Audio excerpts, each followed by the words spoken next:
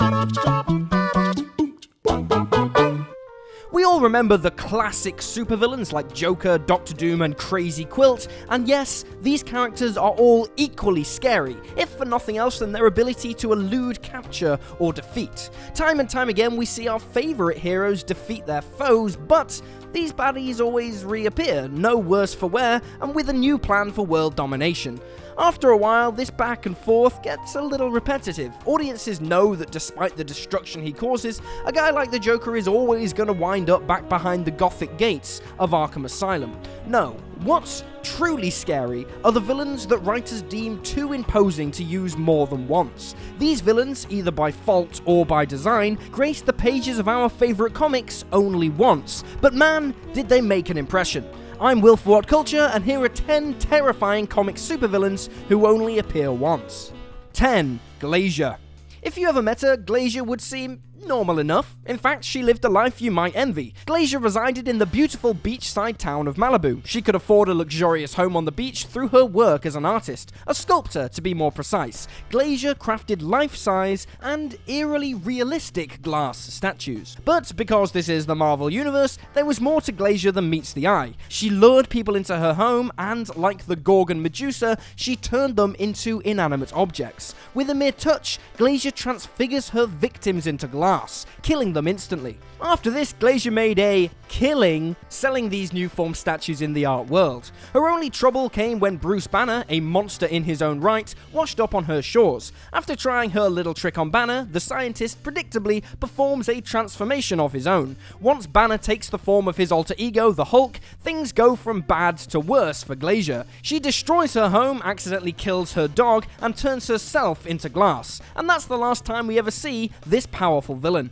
9. Snowflame. Snowflame has an interesting gimmick. Like Tony Montana, Snowflame gained his powers with a huge amount of cocaine. He snorted the cocaine, to be clear. Snowflame's abilities include superhuman strength, speed, and immunity to pain. Additionally, when he touched you, you received a literal contact high.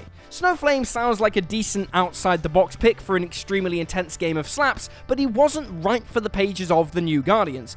Especially when you consider the target audience for many of these comics is, children. Telling kids that snorting coke will turn you into a superhuman badass with literal white flames engulfing your body is probably not the best message. 8. The Possessors. In Strange Tales 118, the Possessors were an alien race that could commandeer your body and control your mind. But what sets the Possessors apart is their celestial nature. Usually, body snatching requires the victim to come into physical contact with an alien, but the Possessors exist in an astral form and can simply slide on into your body and override your mind. The only defense against these mind-invading foes was Doctor Strange's brand of trippy astral magic. Doctor Strange was able to cast the Possessors back into their realm. For good measure, he sealed the door connecting their world to his. So, fortunately for us, I guess, we'll never see these terrifying beings again. 7. The Mutant Leader. The Mutant Leader was a hulking mass of feral energy. He was stronger and faster than the Dark Knights when the two met and battled in a junkyard. He managed to beat Batman and nearly kill him before Robin's intervention. The leader enjoyed cult-like worship among his followers. While he was locked up, his gang continued to ravage the streets of Gotham. The leader was even able to kill and partially eat the mayor of Gotham while incarcerated. Batman knew he had to truly beat the leader to stop the crime wave sweeping over Gotham. As such, he engineered the leader's escape from jail and lured him into a trap in the form of a mud pit. Slowed down by the mud and witnessed by his entire gang, the mutant leader was soundly beaten by an aging but still evidently badass Batman. 6. Kirgo. Kirgo was the leader of the doomed planet Xanth. One of the first acts we witness of Kirgo is his kidnapping the Fantastic Four from Earth. This is a desperate act meant to save his people from an incoming asteroid. Although the people of Xanth possess advanced technology, they only have 2 spaceships. However, they need to evacuate the entire planet's population. So Reed Richards obviously uses a reducing gas to shrink the population and fit everyone on board a single ship. Mistakenly, Richards fails to shrink the planet's ruler, Kirgo, smartest man alive, my ass. And ever the opportunist, Kirgo plans to rule over his shrunken dominion as a colossus dictator. Luckily for the Marvel Universe, Kirgo's plans are thwarted when his own robot accidentally blows up his ship. Rest in peace, Kirgo, you were too beautiful for this world. 5. The Grey Goblin. The Grey Goblin's true name was Gabriel Stacy. Yes, Stacy as in Gwen Stacy. That's because Gabriel, along with his sister Sarah, was the child of Gwen Stacy and Norman Osborn. After Gwen was killed by Norman before the twins were grown, he abducted the twins and raised them himself, posing as their uncle. When Peter discovered the truth of all of this, he confronted the twins as Spider-Man. He tried to tell them that Osborn, not Peter Parker, was their father. While Sarah was receptive to Spider-Man, Gabriel became enraged and almost killed his sister.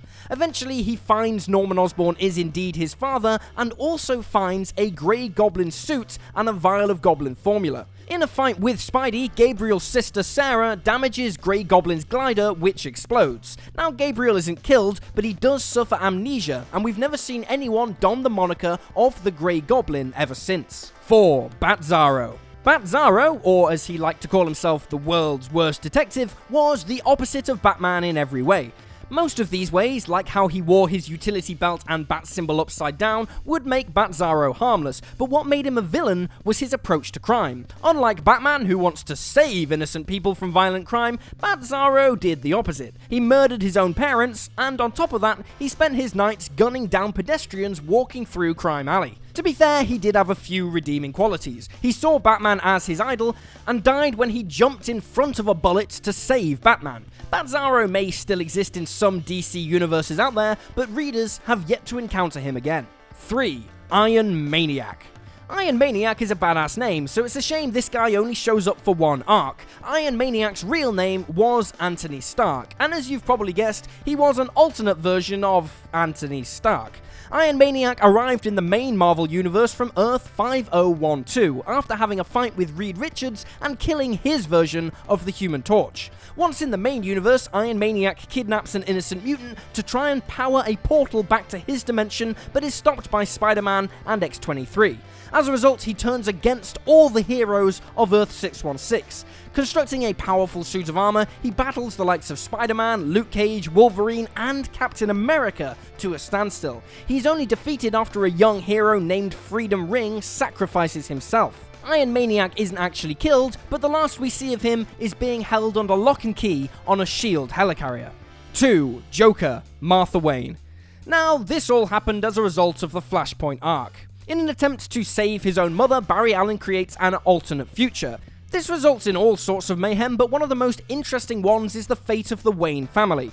Rather than Joe Chill killing Thomas and Martha Wayne, he ends up murdering Bruce as a young boy. This has the effect of driving both parents completely bonkers. Thomas Wayne hunts down Chill and beats him to death, becoming a grimmer version of the Caped Crusader. When he visits Martha in the hospital to tell her of the dark deed, he asks her to smile.